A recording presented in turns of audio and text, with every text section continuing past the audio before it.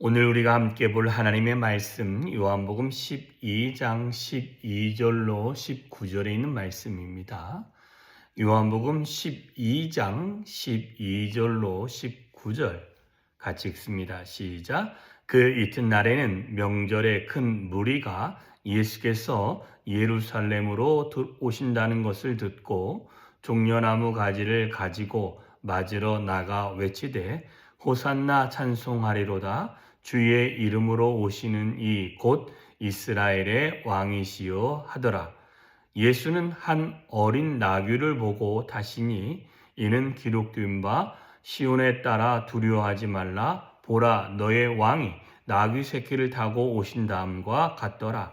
제자들은 처음에 이 일을 깨닫지 못하였다가 예수께서 영광을 얻으신 후에야 이것이 예수께 대하여 기록된 것임과 사람들이 예수께 이같이 한 것임을 생각났더라.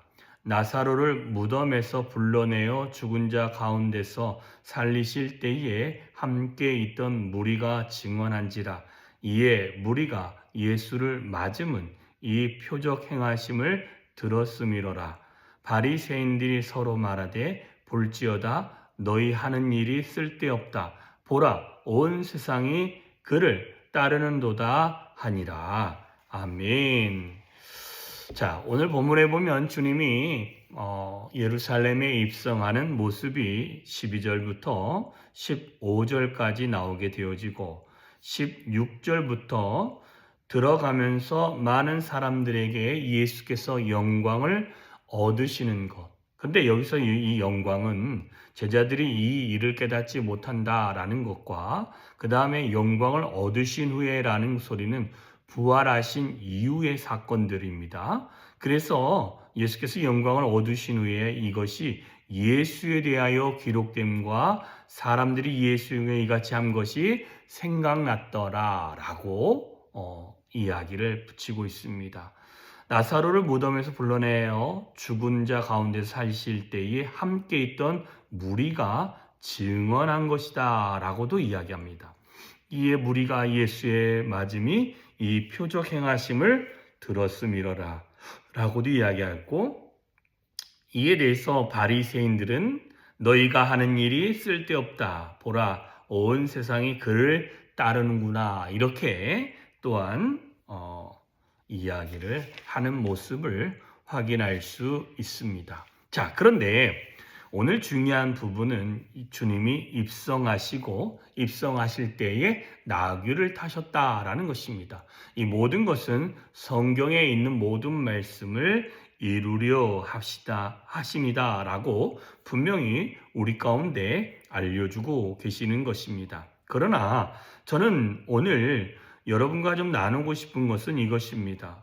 우리의 삶에 제자들이 처음에 이 일을 깨닫지 못하였다가 라고 말씀한 이후에 예수께서 영광을 얻으신 후에 그 후에 그들이 예수께서 기록하시고 그 다음에 말씀하신 것들이 생각나고 깨닫게 되어졌다라고 말하고 있습니다. 우리가 잘 알고 있는 엠마오로 가는 두 제자가 있었는데 그 두 제자가 예수가 죽어서 무덤에 갇힌 것으로 인하여 슬픔을 안고 자신의 고향으로 돌아가다가 내려가던 도중에 주님이 그들에게 하나님의 말씀 또한 이 예루살렘에 있었던 모든 내용들이 어떤 일인지를 성경을 통하여 풀어줌으로 말미암아 그들의 마음이 뜨겁게 되어지고 뜨거웠을 때 주님이신가 하고 봤을 때 주님이 안 계시면서 그들이 깨달은 게 있지요. 주님이시구나. 우리는 당장 모든 것이 하나님의 말씀이 깨달아지는 은혜가 있으면 그것만큼 귀한 것이 없을 것입니다. 그런데 우리는 그때그때 바로바로 깨달아지지 않고 시간이 지나면서 깨우쳐지고 그 다음에 느껴지고 이해되고 뿐만 아니라 그것이 우리의 삶에서 적용이 되어지는 것들을 보게 되어지는 것입니다. 자, 이런 전체적인 내용들을 보면 우리가 당장 하나님의 말씀이 내 안에서 깨달아지지 않는 것 때문에 답답해할 수도 있겠지만, 그러나 하나님의 때에 하나님이 알려주시고자 하시는 그때가 되어지면 그것들이 당장 이해가 되지 않지만 그것들이 내게 은혜로 다가오며 그것들이 나를 하나님 앞에 조금 더 가까이 나아가며 하나님의 보좌 앞으로 조금 더 가까이 나아갈 수 있는 길을 열어주시는 것이 되어진다라는 것입니다. 이는 우리 안에 하나님의 진리가 이렇게 역사하신다라는 것과도 같은 모습일 수 있습니다. 당장 깨달아지는 은혜도 있지만 이게 시간이 지나고 하나님께서 나의 삶에서 역사하시는 그 기적을 맛본 이후에 이것들이 경험되어지고 이해되어지는 것뿐만 아니라 그게 이렇게 돼서 그런 결과물이 있구나. 이 본문에 있는 내용들이 나에게 그렇게 이해가 되어지는 것이구나. 그것은 어느 시점을 지날 때입니까? 하나님의 아들 예수가 영광 가운데 또한 영광을 얻으신 후에 라고 분명히 말씀하고 있습니다. 이 말은 예수가 죽었다가 다시 살아나시고 모든 사람 눈에 있고 그 다음에 그들 안에서 이야기가 되어지고 40일 동안 있다가 승천하시는 그 모습 전체를 보면서 주님이 우리 안에 풀어줬던 내용들이 성령 하나님의 충만함을 입은 후에 깨달아지고 이해되어지고 그 말씀이 이거구나 라고 알게 되어지는 것처럼 우리 안에 성령 하나님의 충만하심으로 말미암아 우리 안에 알지 못했고 이해하지 못했던 내용들이 이해되어지고 깨달아질 수 있게 되어지는 것입니다. 제자들은 예수 그리스도의 부활의 의미를 몰랐을 텐데 그가 잡히시고 고난당하신 이후에 그가 죽으시고 다시 살아남으로 말미암아 이제는 이해가 되어지는 것입니다. 그 이전에 인자가 죽어야 되고 인자가 다시 살아날 거에 대한 모든 이야기를 그들이 기억하면서 이해하면서 다시 한번 그의 삶에서 적용할 수 있게 되어지는 것입니다.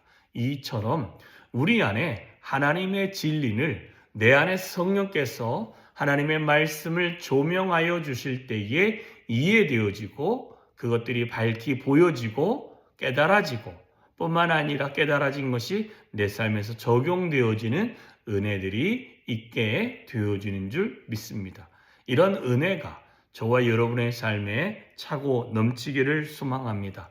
뿐만 아니라 우리의 삶에서 역사하시는 그 하나님의 은혜가 있어서 이렇게 깨달아지고 이해되어지고 뿐만 아니라 우리의 삶에서 하나님의 영광이 임할 수 있는 매일매일이 되어졌으면 좋겠고 당장 하나님의 말씀과 하나님의 모든 것이 이해되지 아니하였다고 해서 낙심할 것이 아니라 성령 하나님께서 우리의 삶에서 하나님의 말씀이 조명되어질 수 있도록 간구하면서 주님 앞에 나아가는 하루가 되어졌으면 좋겠습니다. 오늘도 그런 하나님의 은혜가 저와 여러분의 삶에 충만한 게 넘치기를 소망합니다. 기도하겠습니다.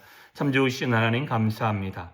오늘도 귀한 하루를 우리 안에 허락하여 주심에 감사하고 하나님의 은혜가 넘치게 하시며 우리를 주의 보좌 가운데로 인도하시는 은혜를 경험할 수 있도록 주여 오늘도 은혜 위에 은혜로 더하여 주시옵소서.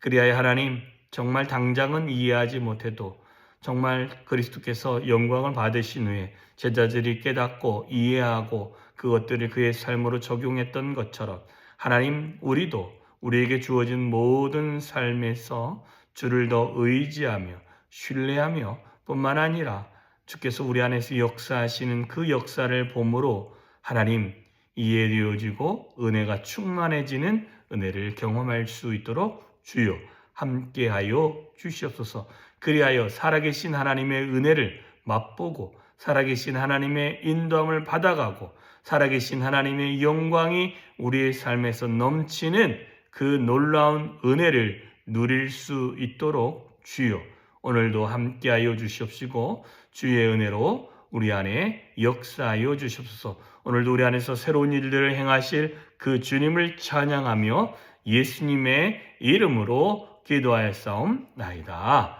아멘.